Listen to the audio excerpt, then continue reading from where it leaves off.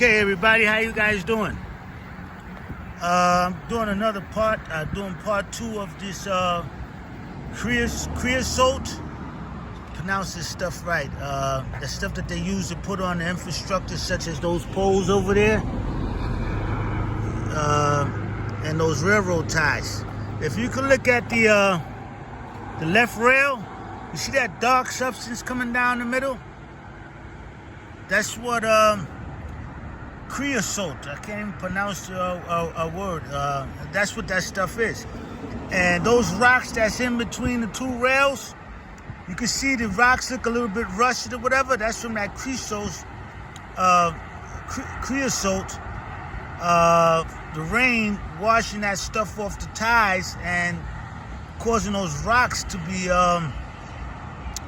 brownish like that. So this whole area right here is toxic. It's a toxic area right over here with this stuff.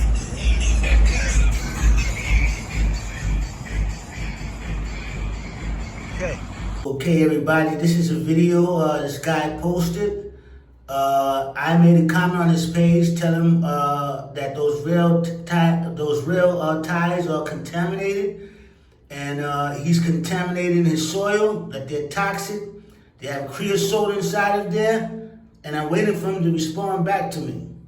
Hey guys, welcome back. Today I'm going to be using railroad ties in landscaping. So I'll show you guys how to install these. This works great for gravel driveways or walkways or garden beds. So stick around and I'll show you how to do this.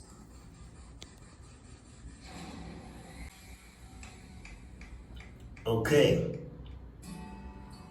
Alright, so the first step is prepping the area where the railroad tie is going to go. You need to have a nice level flat surface for the railroad tie to sit down so that, and we've already done that. Those railroad ties, like 200 pounds each. This stuff is coated and pressured with creosote, right, as a preservative. This stuff seeps into the soil. It stays there for a long part of time. It kills insects and all kind of stuff, and especially by water. When it rains, that creosote comes off of there and goes into the soil.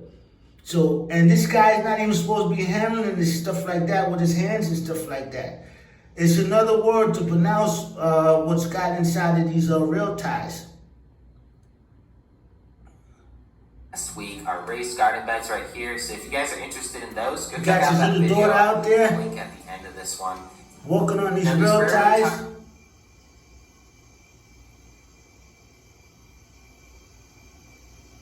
Look, this guy. And these railroad ties, it seems like it makes a great balancing beam for kids. It is not. Just having a lot of fun playing on these while we're working. Okay, here's another guy working with these rail ties. He's drilling in there with this drill. Those particles that he's breathing and those fibers is hazardous to your health. You don't even supposed to be breathing that stuff. He has his little son out there. And actually, this is illegal. They're not even supposed to have got a hold of any of those rail ties. They're only supposed to be used for the railroad. The first thing, I want to put some house wrap on the backside. All these is rail ties. All this land is contaminated. When it rains, the water washes that creosote into the ground. The water around the edge of the retaining wall. But I don't think that's helpful for y'all. Basically what happened was we were using railroad ties for our window frames, doors, stuff like that. It's something I've seen people use, other YouTubers on similar builds. So I didn't think twice about it, and I started using those railroad ties.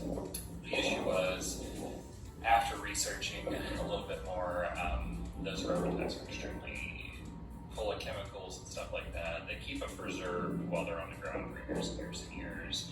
When we were cutting them, that smoke that was going up was extremely, extremely dangerous. I was very fortunate. After the first cut, I was like, hey, this isn't good. So I got a respirator and all that, so nothing major happened but it did make me realize we need to slow down and we need to do some more research and just make sure this is built as safe as possible. A lot of ways to have a raised garden bed. Railroad ties, I was doing some research and they have some chemicals in them that are not approved for residential use, and they leach into the soil over time, as it rains. And so if you're going to go to all the hard effort to make a raised garden bed, to have healthy, fruits and vegetables you can grow for your family, you really don't want to worry about eating chemicals that make it into your food supply that could, contribute to you having cancer or health problems in the future. One thing you might consider doing is what I did. I went to and I want to take railroad ties and create a basin. I started that process yesterday in a different video, and I'll put the link up above me. But what I'm trying to do is take these railroad ties and create a basin. And I think that's called a hardscape versus a landscape. If it's called something else, put it down in the comment below. Okay, everybody, I'm up on the rail. We got some brand new rail ties I was telling you guys about. These are the ones that I sat on maybe like 2 years ago. We're gonna get an inspection of these rail ties.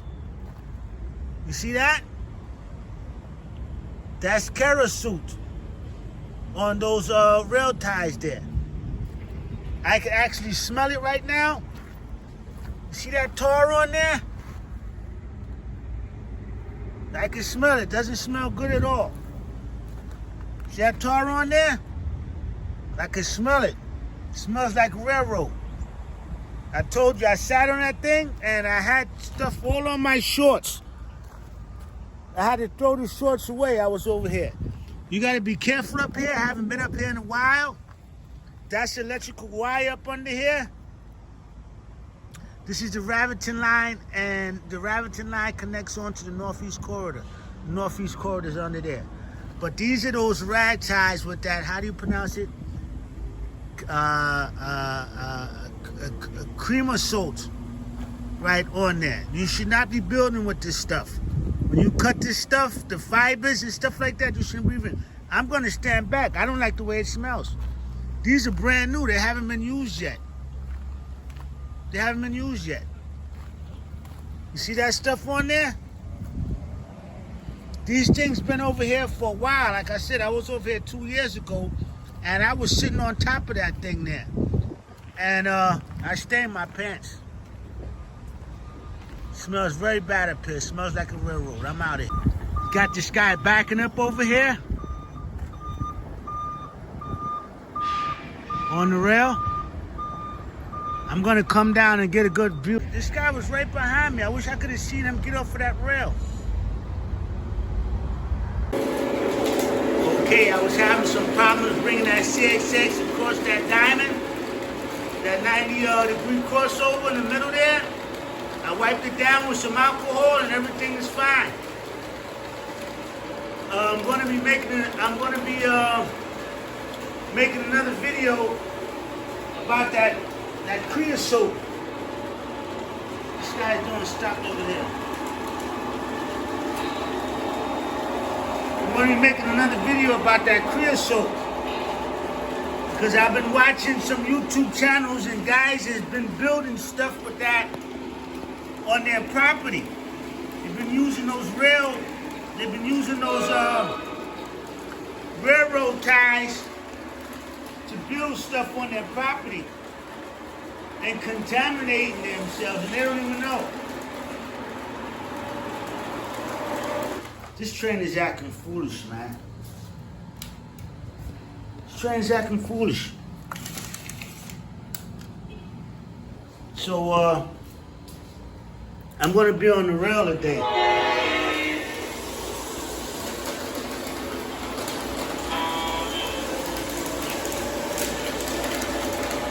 It's just gonna be a short video.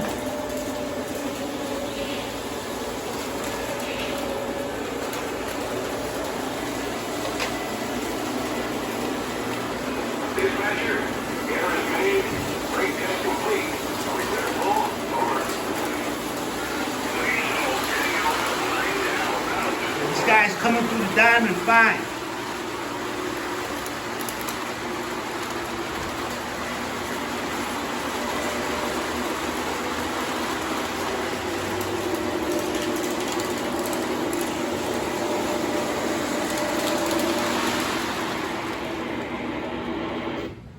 I'm having a problem with my Amtrak Genesis. So we'll cut these guys off. So yeah, like I said, I'm going up on the rail today. I got a lot of footage, man. I caught 2 freight trains yesterday on the rail, but I want to speak more about this Creosote, because I've been watching videos and guys has been building stuff, been building gardens with this rail ties, railroad ties, and they don't know about the dangers that this stuff is contaminating their soil, and they're not supposed to be cutting that stuff. They're not supposed to be cutting that stuff with any type of woodworking tools. Those fumes from that those railroad ties is not good. I'm gonna pass together a good video for you guys, but I'm going up on the rail. Okay, I'm back up on the rail. I just missed Norfolk Southern. I was down there showing you guys the rail ties. So I'm back over here. If you guys enjoyed the video, and nobody should be building with this stuff, building anything for it.